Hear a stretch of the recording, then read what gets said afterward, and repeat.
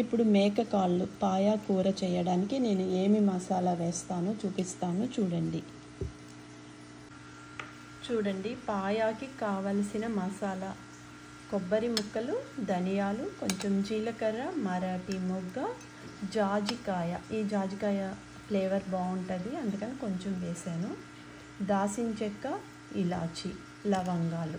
ఇవన్నీ దోరగా వేపుకోవాలి. ఇప్పుడు వేపుకొని పౌడర్ చేసి పక్కకు పెట్టుకోవాలి.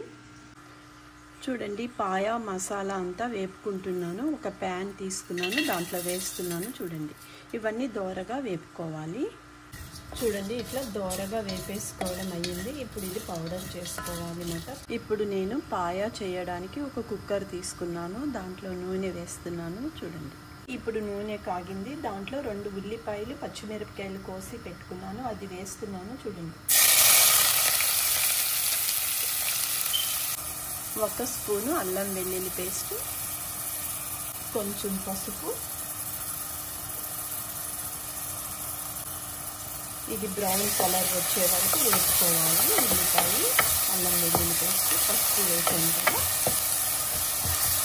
ఉల్లిపాయ ముక్కలు ఇట్లా బ్రౌన్ కలర్ వచ్చేస్తాయి కదా. ఇప్పుడు దీంట్లో నేను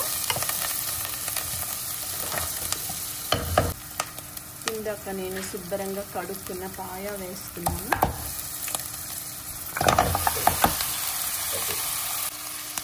సారీ అండి, నేను ఇందాక నుంచి దీన్ని పాయా అని చెప్పాను. పాయా కాదు, ఇది మేక బోన్స్ సూప్ మాట చేస్తున్నాను. ఇప్పుడు నేను ఇందులో వేసాను కదా, ఇది శుభ్రంగా కలుపుకోవాలి. అల్లం వెల్లుల్లి పేస్ట్లో వేసాను కదా, శుభ్రంగా కలిపేసాక ఇందులో నేను వేసే మసాలా చూపిస్తాను. చూడండి, ఈ బోన్స్ ఒక 15 నిమిషాలు ఇట్లానే మగ్గాలి మాట. ఇప్పుడు మూత పెడుతున్నాను.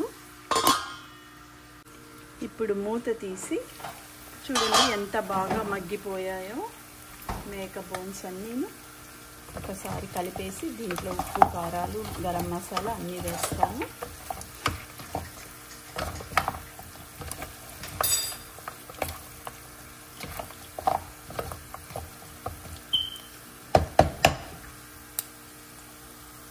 ఇప్పుడు దీంట్లో టమాటా ముక్కలు. మేక బోన్ సూప్ కాబట్టి కారం కూడా ఎక్కువనే వేయాలి. 2 స్పూన్లు కారం వేసాను. ఇందాక మీకు చూపించిన గరం మసాలా వేస్తున్నాను, అదంతా గ్రైండర్ చేసుకున్నాను. చూడండి, ధనియాలు, కొబ్బరి, ఇలాచి, లవంగ, జీలకర్ర. ఇప్పుడు దాంట్లో ఉప్పు ఒకసారి శుభ్రంగా కలిపేసుకుందాము. చూడండి, కారము, మసాలా అంతా పట్టే వరకు శుభ్రంగా కలిపి పెట్టేసుకున్నాను. ఇప్పుడు దీంట్లో నేను మేక బోన్ సూప్ కాబట్టి నీళ్ళు ఎక్కువగా వేసి ఉడకాలి. ఇప్పుడు నీళ్ళు వేస్తున్నాను. చూడండి,